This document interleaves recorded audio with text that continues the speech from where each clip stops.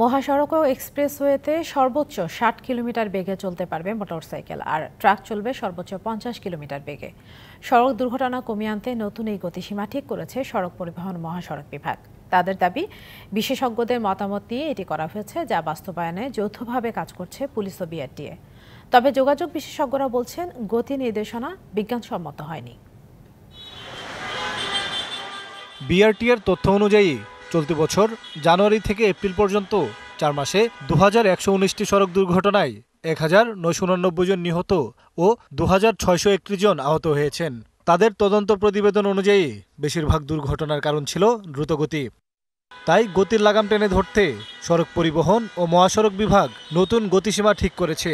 এখন থেকে এক্সপ্রেসওয়ে ও মহাসড়কে বাস, মিনিবাস, গাড়ি ও জিপ চলবে সর্বোচ্চ ৮০ কিলোমিটার বেগে, আর মোটরসাইকেল চলবে ৬০ আর ট্রাক ৫০ কিলোমিটারে।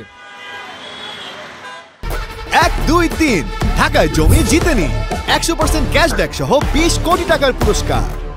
সিটি কর্পোরেশন এলাকায় গাড়ি, বাস চলবে ৪০ এবং মোটরসাইকেল ৩০ কিলোমিটার গতিতে।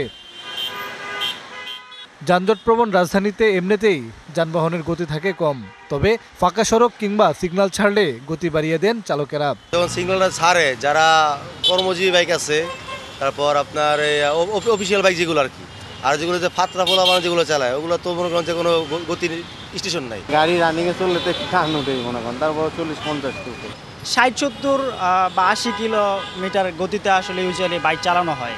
ফাঁকা রাস্তায় সর্বোচ্চ ৬০ কিলোমিটার, এটাই ঠিক আছে। বিআরটিএ জানিয়েছে, গতির বিষয়ে দেওয়া নির্দেশনা বাস্তবায়নে ইতিমধ্যে কাজ করছে আইন প্রয়োগকারী বাহিনী। দেশের ৬৪ জেলায় এই অভিযানটা যেহেতু চলছে, যৌথ অভিযান, এখানে পুলিশ রাস্তায় আছে, আমাদের স্থানীয় জেলা প্রশাসক, নির্বাহী ম্যাজিস্ট্রেট এবং উপজেলা নির্বাহী অফিসার বা অ্যাসিস্ট্যান্টদেরও কিন্তু নির্বাহী ম্যাজিস্ট্রেটের ক্ষমতা আছে। তো তারা কিন্তু এগুলা কিন্তু এখন রেগুলার এই বিষয়টা দেখবে। তো আমরা তাদেরকে এই নির্দেশনা আমরা দিয়েছি। এই গতি নির্দেশিকা বিজ্ঞানসম্মত নয় বলে মত যোগাযোগ বিশেষজ্ঞদের। আমাদের অনেক মহাসড়ক আছে এখনও 2 লেনের, তাহলে আমাদের যে কোনো দেখা যাবে 1 লেনই 4 ধরনের যানবাহনের জন্য 4 ধরনের গতিসীমা। এটা কিভাবে এনফোর্সমেন্ট করা হবে, এটা আসলে আমি একেবারেই স্পষ্ট না। ব্যক্তিগত সচেতনতা তৈরি করতে পারলেই গতি নির্দেশনা কাজে আসবে বলে মত সবার। মোহন ইসলাম, ডিবিসি নিউজ, ঢাকা।